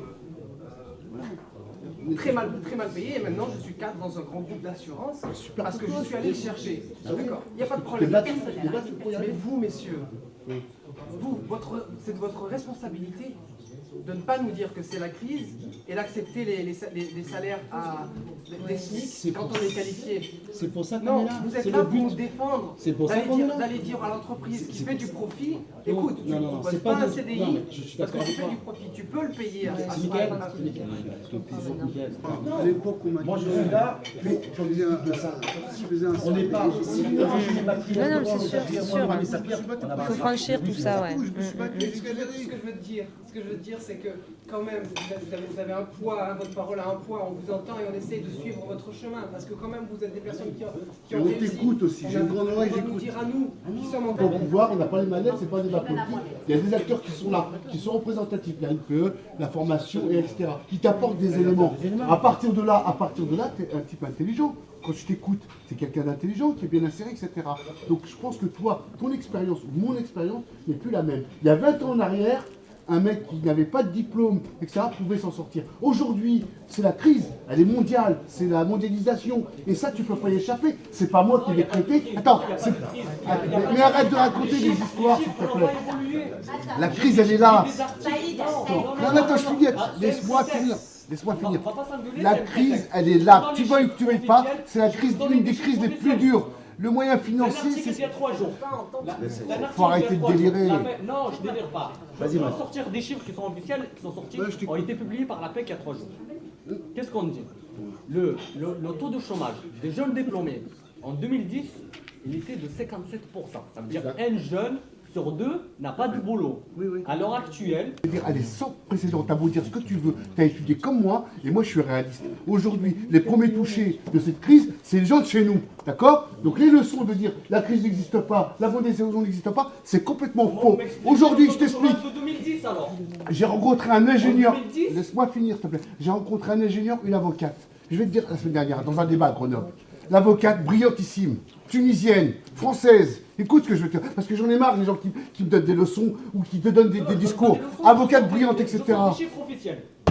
Le barreau, tu sais ce qu'ils lui ont dit? Ils lui ont dit, écoutez madame, effectivement vous êtes brillante, mais il faut faire un stage de 2 ans pour pouvoir avec elle. Impossible de s'installer. Combien d'éléments? Un ingénieur bac plus 7, écoute ce que je vais te dire, il ne trouve pas d'emploi. Sauf qu'on est les premiers touchés. Et tu me dis qu'il n'y a pas la crise aujourd'hui? Il y a 10 ans en arrière, tu avais... Attends, il y a 10 ans en arrière... Attends, laisse-moi finir. Mais écoute, sois démocratique après écouter. Il y a 10 ans en arrière, il n'y avait pas de crise. Je vais te donner un exemple. Aujourd'hui, que ce soit toi ou moi, c'est plus difficile pour tout le monde. Mais moi, quand tu sais, je vais te dire, quand je fais les fins de mois, je regarde la mutuelle, je regarde tout ce que je paye, etc. par mois. La vie est dure. Et plus ça va aller, plus ça va être dur. Il ne faut pas se raconter d'histoire. C'est une réalité. Parce qu'aujourd'hui, tu as beau dire ce que tu veux, le problème, le peu de travail qu'on a, on essaie de le préserver. La société française, elle devient individualiste, plus collectif. Je pense que l'individu aujourd'hui, c'est justement d'aider les gens qu'on peut aider aujourd'hui. Mais c'est vrai que c'est dur. C'est dur pour nous, c'est dur pour vous, même pour nous. On n'est pas là pour donner des leçons, mais on est... Attends, je termine. Juste pour te dire, ne dis pas qu'il n'y a pas de crise. La crise, elle existe, elle est mondiale. Écoute-moi. Saïd. Je suis pas expert économique. Saïd, s'il te plaît, merci. Ouais. On va, s'il vous plaît. Mohamed, on va recadrer, on va juste... Moi, par exemple, on m'a dit, monsieur, comment ça se fait? Vous travaillez 6 mois en intérim et vous arrêtez. Moi, je leur dis à ces gens-là que de moi-même, j'ai travaillé 6 mois, mais vous, je suis inscrit chez vous. Est-ce que vous m'avez proposé un jour de travail? Ça, c'est important. Très important. Voilà. Peut-être vous avez quelqu'un en face de vous qui vous dit comment ça se fait. Vous lui dites, moi, au moins, j'ai travaillé 6 mois en intérim. Mais vous, qu'est-ce que vous m'avez proposé? Très bonne question. On va donner... Ouais, vas-y, Nasser. Parce que j'ai écouté deux, trois choses, je vais apporter un peu de... Est-ce que tu veux rajouter des choses? Complète, vas-y Nasser. Donc là, si vous voulez, je rejoins un peu ce qu'il dit et puis ce qu'on vit dans les quartiers réellement. Et il y a une chose aussi qu'on a oubliée, c'est les créateurs, les artisans, tous ces gens-là. Parce que tout à l'heure, vous avez parlé de subventions que vous donnez, que l'État donne à l'accès à la formation pour certaines sociétés et ainsi de suite. Mais quand tu montes ta petite boîte, que tu habites dans ton quartier, et que tu sais que dans ton quartier, tu as 2-3 gars qui ont un CAP adéquat et qui aimeraient bien bosser avec toi, et que tu ne régénères pas assez de chiffres pour les embaucher, et que tu demandes de l'appel, voilà, quoi. On en est où et comment ça se passe? Et après, je rejoindrai un peu les zones que vous avez faites, soi-disant, vous appelez ça, parce que je peux... Voilà, qui a eu accès à ces zones franches? Il me semble qu'il y a eu des sociétés qui étaient très bénéfiques à l'issue du quartier même, hein, avec des emplois sur le quartier même, qui n'ont pas eu accès à ces dossiers-là et ainsi de suite. Voilà quoi. Voilà. Alors on parlait de là, et là j'en parle à tous ces... Et je parle au nom de ça, voilà. Des artisans, des petits artisans, des petites entreprises qui sont dans le quartier aussi, qui existent, nos coiffeurs et ainsi de suite.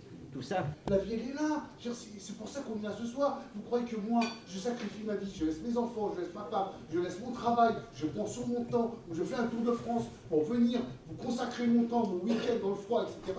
Et quand j'entends, je suis là pour vous aider, je ne suis pas un ennemi avec Slimane, on va essayer de vous aider. Voilà ce que je dis.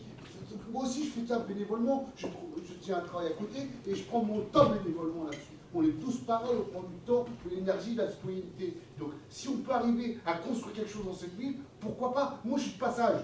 Mais par contre, mes réseaux nationaux, je vous les mets à disposition. C'est pour ça que je suis là ce soir. Sinon, je serai tranquillement avec ma femme, mon fils et ma fille, et je serai tranquille. Je vais donner la parole à des gens. Ils ont des études, ils ont fait leur études ils ont des diplômes, mais ici, ça ne vaut rien. Je me suis battue à chercher du travail. J'ai travaillé dans une association, j'étais médiatrice interculturelle.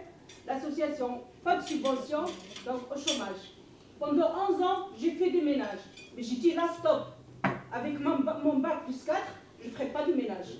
Mais quand je demande à faire une formation, et là je m'adresse à M.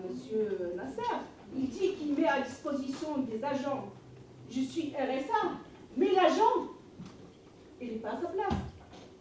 Il n'a aucune connaissance. Il faut que je lui demande qu'il me donne un rendez-vous. Mais quand je suis en face de lui, son ordinateur ne marche pas. Ou bien, il est au téléphone avec quelqu'un d'autre. Donc il prend un rendez-vous avec moi, mais le temps qu'il me consacre, il est au téléphone. Donc rendez-vous sur rendez-vous sur rendez-vous sur rendez-vous. Voilà. Et la deuxième chose, sur les étudiants qu'ils ont... Je donne un exemple. Il a eu son bac professionnel, mais il ne veut pas continuer ses études parce qu'il n'a pas aimé la branche qu'il a choisie. Qu'est-ce qu'il peut faire? Qu'est-ce qu'il peut faire? Il va à mission locale? Non, vous avez un bac, vous êtes diplômé. Il va à la MPE pour demander une formation? Non, il faut travailler. Il va chercher du travail, il n'y en a pas. J'aimerais bien qu'on... Voilà. Vous posez le vrai problème, parce qu'on parle parfois des exceptions, ce qui compte, c'est malheureusement la situation des gens qui le plus grand nombre. Et ce que vous exprimez là, c'est le plus grand nombre. C'est-à-dire, des fois, les gens ne vont pas parler. Sur l'aspect, j'ai en face de moi un professionnel qui ne joue pas le jeu dans toutes les professions. On peut tomber sur quelqu'un de super et on peut tomber sur quelqu'un de très mauvais, y compris chez moi, dans ma structure. Alors, je ne veux pas savoir, peut-être à aparté, vous me direz, un locataire du RSA, je l'expliquais tout à l'heure, c'est pas demandeur d'emploi, c'est-à-dire, c'est pas parce qu'on est allocataire du RSA qu'on est demandeur d'emploi. Oui, mais elle est inscrite. Entre parenthèses, RSA c'est nul. Et c'est un système, je le dis franchement, c'est nul. Il faut le dire à nos députés. C'est nul, c'est nul, c'est nul. C'est nul. Franchement, il ne devait pas exister le RSA. Pourquoi? C'est vrai, dites-nous. Parce que ce qu'on touche, on ne finit pas le mois. On n'aime pas rester chez soi sans travailler. Si on aime travailler, on aime rencontrer d'autres gens, RSA, on vous condamne à rester chez soi. Et si on n'aime pas ça, on tombe dans la déprime. Non, mais attends, le souci du RSA, je me permets quand même de rebondir sur ce qu'a dit Nadia, le souci du RSA, c'est que les gens qui sont dans ce RSA, qui essaient de s'en sortir, eh ben, on leur laisse plus de chance du fait qu'ils sont au RSA, on dit « Ah, mais vous êtes au RSA ». C'est une case. Donc on les met, voilà, on les met dans ce petit coin, on leur dit ben, vous êtes au RSA, ben, restez là, et puis on verra si vous pouvez trouver autre chose, un truc comme ça. Et actuellement, on a beaucoup de gens qui viennent nous voir, qui en ont marre de toucher un RSA, qui voudraient bien trouver de l'emploi. Quand ils trouvent des petites heures, 2 heures, 3 heures, la première chose qu'on leur dit, et des cas comme ça, des femmes, je peux vous en donner plusieurs mères de famille, les heures ne correspondent pas à leur vie de famille déjà, parce qu'elles ont des enfants, on leur propose des heures pas possibles. Et quand elles vont accepter quand même, parce qu'elles n'ont pas le choix de prendre 2 heures par-ci par-là, la première chose que leur dit la CAF, vous n'aurez plus le droit au RSA, vous n'aurez plus le droit à rien du tout. Ça, je suis mais le répondre techniquement, c'est pas tout à fait vrai. On est là pour oui, tout à fait. Le RSA était fait pour le contraire. Il y avait ça qui voulait. Revenu social d'activité, le RSA, ça a été fait. Je ne défends pas, moi, vous avez compris que moi je suis oui, tout à fait. C'est fait pour conserver une allocation même lorsqu'on reprend un emploi. Donc il faut rentrer dans le détail. Normalement, quand on est au RSA et qu'on travaille, on n'enlève pas le RSA. Et si on l'enlevait, et si, non, je faisais 2 heures de ménage par semaine chez une personne âgée, mais on m'enlève ce que je touchais, c'est la personne âgée. Oui, et on m'a enlevé aussi ma carte de bus. Donc j'ai dit, à quoi ça sert? Mais le souci n'est pas là, c'est que... Oui, je passe. Attends, Vincent, juste 2 secondes. Le problème de ces gens-là, quand elles ont perdu ces 2 heures-là, quand vous dites qu'elles acceptent les 2 heures qu'elles ont plus droit à plus rien, c'est pas ça. Minimum d'heures, vous n'avez plus le droit à rien, on vous stoppe le RSA. Mais dès l'instant vous tapez au-dessus des 4 heures, là vous avez droit au complément. C'est là où la loi n'est pas logique. Les lois sont souvent compliquées. Voilà. Je dis pas le contraire. Il y a Vincent qui voudrait, après il y a Azine qui veut répondre. Et juste petite parenthèse avant que Vincent réponde. Attention, la petite parenthèse, on n'est pas des cibles, on est là pour discuter pour plein de choses. On n'est pas les décideurs. On est là pour dire qu'est-ce qu'on peut faire ensemble, et les solutions, qu'est-ce qu'on peut améliorer, afin de, comme disait mademoiselle, merci, voilà, il t'a coupé la parole, et je partage ce que tu disais, parce que Saïd n'a pas vécu, mais moi je l'ai vécu, ce que tu disais, effectivement, tu as raison. Le réseau c'est quoi? C'est, je vais essayer de vous aider, vous allez essayer de m'aider, une ACR, etc. C'est l'entraide. L'entraide, c'est comme ça, c'est le réseau. C'est tu vas me passer le coup de fil, etc. Il y a des gens, je pourrais vous les faire témoigner. Kader, il est là pour les problématiques liées au RSA, c'est vrai, il y en a. Je voudrais simplement dire que le RSA, c'est ni plus ni moins que le remplacement du RMI. Et qu'il y a 20 ans, je dis bien il y a 20 ans, il n'existait pas de RMI. Pas plus qu'il existait de CMU. Et je considère, là, c'est peut-être le politique qui parle, mais c'est un constat quand même. C'est une avancée sociale quand même. Qu'on se le dise. Il y a 20 ans, je dis bien, il y a 20 ans, il n'y avait ni RMI, ni CMU. Ni RMI, ni CMU. Voilà ce que je voulais dire. Zine, il est où Zine? Il y a les TUC. Tu voulais dire quelque chose, je pense. Les TUC avant les CMU. Ouais, les TUC avant les CMU. Certaines personnes dans certaines situations beaucoup meilleures que ce qu'elles étaient. Et ça, il en parle pas. Et en parlant de réseau, tout à l'heure, justement, c'est quelqu'un, avec M. Marfouz aussi, qui est un homme que j'apprécie énormément. Donc il y a des énergies libres et des énergies de bonne volonté comme ces gens-là. Alors, sûrement vous êtes quand même connus. Hein. Moi, je ne vous connais pas personnellement, mais vous êtes connus. Moi, je pense que tous ici, on est en train de parler de ce que nous vivons à travers toutes nos épreuves et tout ça.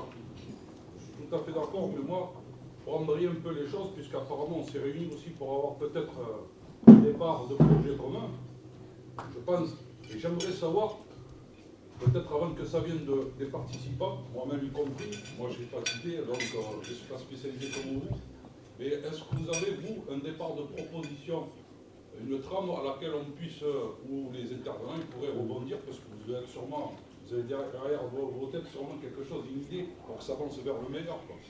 Voilà, c'est tout. Déjà, on va essayer, modeste que je suis, on va essayer déjà de répondre à la demande de ce monsieur qui dit effectivement qu'il a une personne et qui risque de perdre son emploi. Donc déjà, moi je m'engage personnellement et je signe ce soir, je vais aider cette personne et lui montrer qu'à mon petit niveau, sans être agressif, et si je suis venu de Paris, bah, j'ai appris qu'on va essayer de sauver l'emploi déjà de cette fille au niveau de la santé. Je prends l'engagement ce soir. Ça c'est une première réponse. Laisse-moi finir. Tu permets Laisse-moi finir. C'est quand même moi qui organise le débat avec Slimane et j'apporte une réponse. Deuxième réponse, vous avez Slimane qui est là, qui est à venir à Avignon, il est le responsable de Black Bomber, je pense qu'on va se revoir, parce que c'est pas bien beau de faire un dîner, etc. Regardez avec lui ceux qui sont intéressés pour travailler, pourquoi pas une thématique bien précise, si on peut vous aider, j'épaulerai Slimane. Voilà, moi je ne suis pas avignonnais, je suis là. Au niveau national, je fais le tour, mais Slimane, il a toute ma confiance. Tout ce qu'on peut l'aider, je l'ai dit tout à l'heure, on a été reçu par Madame le maire, on a été reçu par l'opposition. Donc voilà, on fait passer des messages. Après, localement, c'est à vous de vous organiser. C'est pas à moi. La thématique, tous les problèmes qui peuvent remonter, voyez avec Slimane, vous organisez-vous pour essayer de vous organiser. Bon, voilà, moi je réponds à la demande de ce monsieur. Et c'est vrai, on vient de discuter d'une chose qui est monsieur le maire adjoint, qui est fondamentale dans cette ville, que je n'arrive pas à comprendre. Vous avez le festival international dans cette ville. Et le problème, il n'y a pas une école d'artistes, il n'y a pas une école de décorateurs, il n'y a pas une école qui aurait pu être créateur d'emplois. Non, mais c'est une réalité. Si à l'époque, on avait, depuis ce festival, formé des gens dans le théâtre, dans de la décoration, etc., ça aurait été créateur de l'emploi. Donc c'est une question à l'avenir qu'il faut peut-être réfléchir avec Pôle emploi, la mairie, la région. Pourquoi il n'y a pas d'école qui forme justement au niveau de ces métiers-là, ces laboratoires d'emploi. Voilà une idée concrète qui peut être exploitée, qui peut être constructive. Non mais, moi je ne suis pas politique. Je réponds, j'apporte la matière grise. J'apporte une solution. Après, je ne suis pas politique. Je ne suis pas président de la République. Je suis président d'une association qui apporte des solutions. Localement, c'est à vous de vous organiser. Donc tout ce que je peux faire dans le cadre de l'intérêt général, dans le cadre de notre mouvement, et apporter des solutions au cas par cas, bien sûr, mais si on peut apporter toute l'aide au niveau de Slimane, il a ma confiance totale et je suis derrière lui. Voilà. Merci. Excusez-moi, mais je suis franc, je suis cash. Je ne vais pas vous raconter l'histoire. Alors, il y avait Vincent qui veut répondre, et puis moi je voudrais dire un mot parce que Zine l'a précisé, et puis je ne suis pas quelqu'un qui tient la couverture à moi. C'est pas le but parce que la couverture, en ce moment, je la garde pour moi parce qu'il fait froid. Hein. Mais après, je vais en parler. Vincent voudrait dire. Alors, je voudrais répondre à M. Zamoun déjà, parce qu'on en a parlé tout à l'heure. Et de dire, alors déjà, exporter la culture, le théâtre dans les quartiers. Bien sûr. Eh bien, je puis vous dire que nous l'avons déjà fait, nous. Hein, nous l'avons déjà fait pendant 2 ans avec un théâtre africain, Blomba, donc, où on a proposé donc, des spectacles pendant les 2 derniers étés. Ça, c'est la première chose que je veux dire. La deuxième, on a effectivement une école d'art et de culture aujourd'hui ici à Avignon, qui a quelques moyens, mais c'est vrai, il faut continuer à développer, mais surtout faire allusion au festival, c'est vrai, le festival fait vivre pendant 3 semaines énormément de monde, mais c'est quand même un personnel excessivement saisonnier. Et je ne voudrais surtout pas parler, j'ai pourtant un frère, moi, qui est intermittent du spectacle, vous dire aujourd'hui que la situation des intermittents du spectacle, qu'est-ce que ça coûte à la collectivité et à Pôle emploi. Je crois que j'ai entendu des chiffres qui font trembler, c'est 100 milliards d'euros par an, vous entendez? C'est 100 milliards d'euros par an. Alors comment on le résout, ça, je ne sais pas. Hein. Je ne suis pas au ministère de la Culture, mais c'est quelque chose de gravissime aujourd'hui. De gravissime. Pardon ? 1 milliard ? Alors, 1 milliard d'euros, excusez-moi. 1 milliard d'euros. C'est énorme. C'est énorme. C'est énorme. Alors, pour revenir au festival, la mairie d'Avignon, donc, et on est sollicité dans le quartier tout le temps. D'ailleurs, je crois qu'on a dû répondre à la demande d'une dizaine de personnes déjà pour des emplois donc, saisonniers durant le festival. Donc chaque année, nous, dans le quartier, on doit pouvoir en proposer quelques-uns. Je ne dis pas le chiffre, parce qu'il y a énormément de sollicitations, ça c'est sûr. Mais le festival ne nous appartient pas, c'est ce que vous disiez tout à l'heure. Hein. Le festival, c'est une énorme machine qui n'est même pas sous l'autorité de la ville, même si la ville le subventionne, puisque c'est le ministère de la Culture. Et demain, si le ministère de la Culture voulait déplacer le festival, il aurait tout loisir de le faire. Voilà. Donc, je pense avoir répondu à M. Zamou, mais... Attends, je voulais juste... Une chose bien précise, la création d'emploi. Donc, si je résume, on a parlé de 3 propositions ce soir sur ce cycle-là. Moi, j'ai trouvé que les gens qui étaient là, ils étaient, certains, ils parlaient à Turquie, 2 qui étaient un peu agressifs, etc. Mais j'en ressors avec plein d'espoir.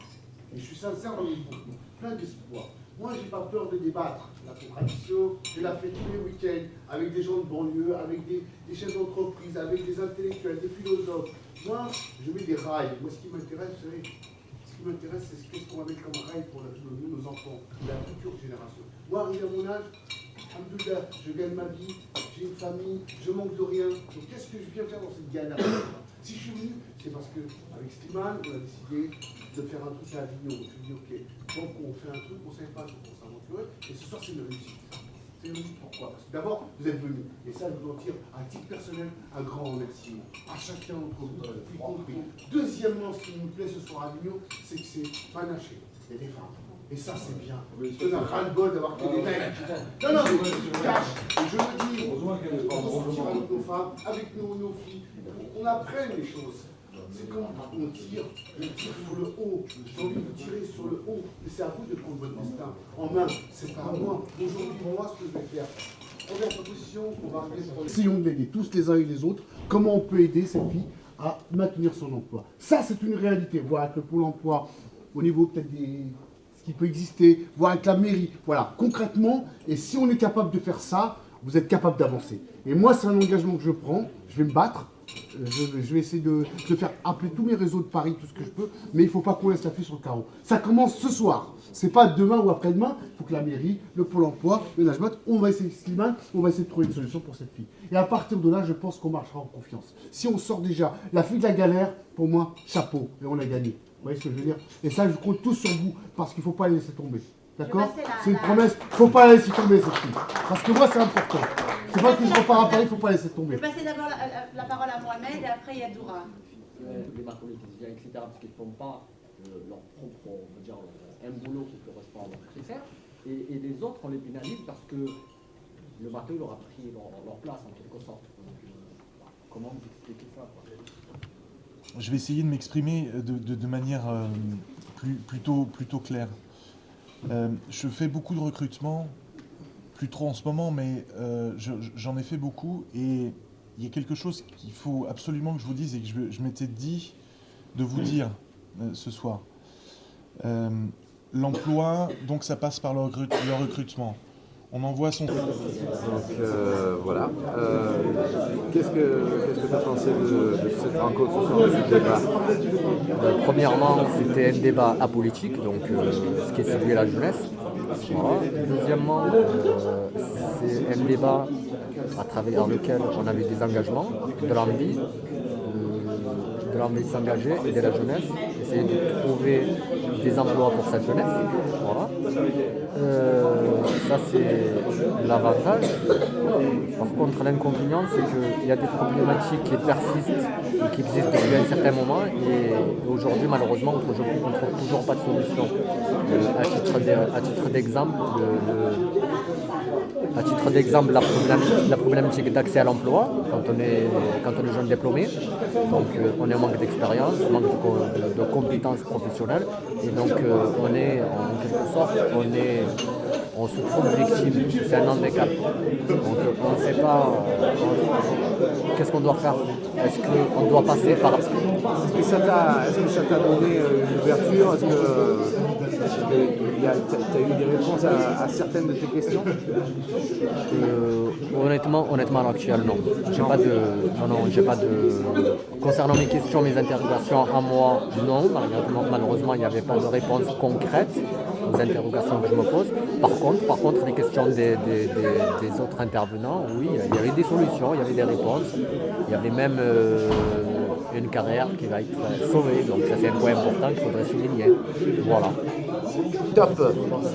Monsieur Christian Leleu, qu'avez-vous perçu, qu'avez-vous ressenti de cette soirée sur Avignon? Eh bien, écoutez, c'est ce que j'ai dit au départ de mes propos lorsque